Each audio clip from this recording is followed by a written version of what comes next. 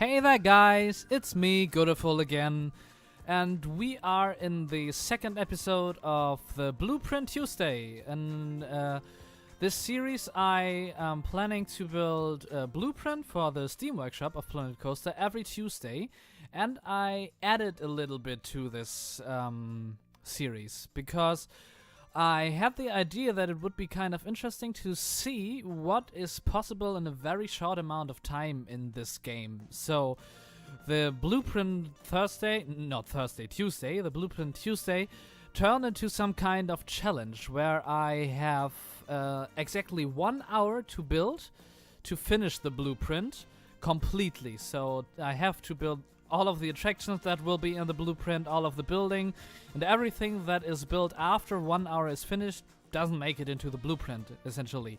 And with this one, I did this the first time. Actually, the Toscana blueprint was also built in under 1 hour.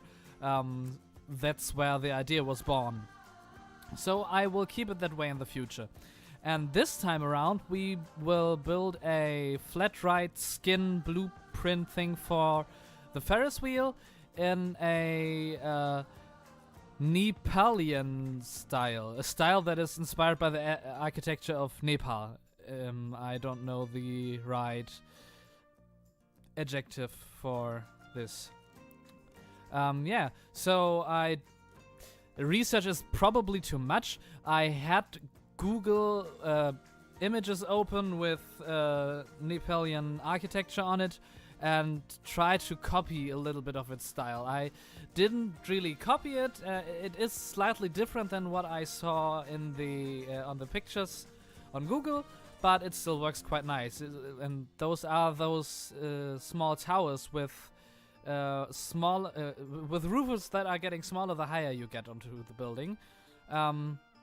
And those I am building here, and now we are filling up a little bit with these wooden, wide, thick beams. I really like them because you can use them to as proxy walls where the window trick doesn't work, and where you have to work off-grid, so you can't use real walls. Now we're adding a little bit of detail to this one. Trying to play around with the wooden planks. That doesn't really work out. Not because it doesn't look good, but because I can't click on those. Not even with the trick where I move inside the piece and click on it. So I remove them in the end. And I don't think the building is missing that much. We have to keep in mind that all this is built in 1 hour. So it won't be the most beautiful thing I have ever built. But I'm very happy how it turned out, actually, in the end. Sorry. I'm very satisfied with the look of all of it. And it really comes together well and nice. And it looks like something that could be placed in a real theme park and doesn't lack anything. Yeah, and now we're building the second smaller roof and with its walls. That will be detailed with more wooden beams inside of them, I think. Yeah, I try windows and realize that I've gotten so small in terms of scale that I can't fit in windows there. And now we are going to build the fence. Yes, this will go around all of the flat ride, but the front.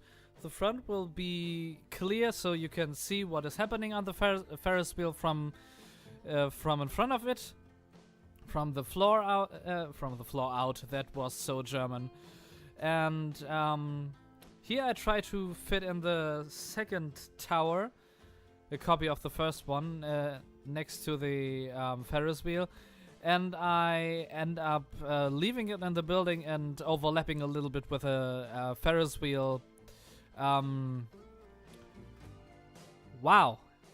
How often does it have to happen that I miss English words, that I forget them? With the... I know this word. I used it already in Adventureplains. And I know that I used it. That is so weird. The footprint. Yes. I made it overlap a little bit with the footprint. But anyways, we have moved on so far right now. I just added a little bit more of the fence on the outside with these wooden beams on top of it where no roof will be connected, but there will hang a few lights of these piratey lighting chains, not chains, ropes. I think that looks quite nicely. It gives you this little temple feeling. Those lights in combination with those towers and the colors and everything that really delivers the vibe of an Nepal building.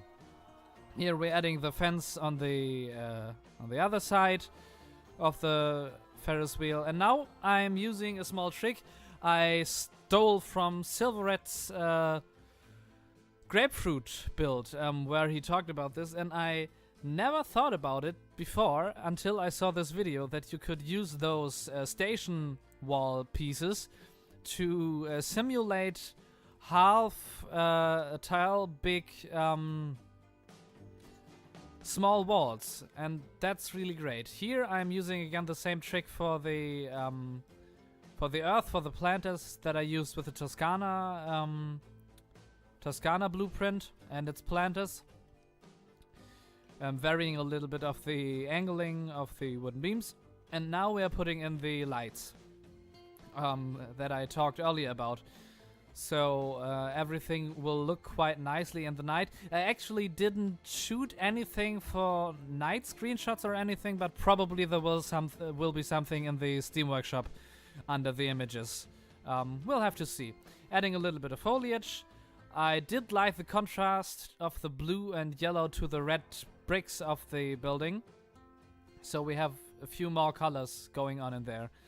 And now we're taking the last tower. This one we have to adjust by hand because it doesn't fit central over the exit. And we have to take out a lot, and it's actually a complete pain to click on some of those things because, I don't know, sometimes it just doesn't work. Oh, and I did realize I took away the columns, but it still works, I think. So why not? And here we're adding some kind of operation terminal. I don't know if that makes sense in a realistic kind of manner, but I just wanted to put something in there, so I figured why not? And I think it looks quite nice, so I'm happy with it. And yeah, we're already at the end of the episode, so thank you guys for watching. You can find the link for the Steam Workshop in the description, and follow me on Twitter and Facebook. And yeah, thank you for watching. I see you in the next one. Bye bye.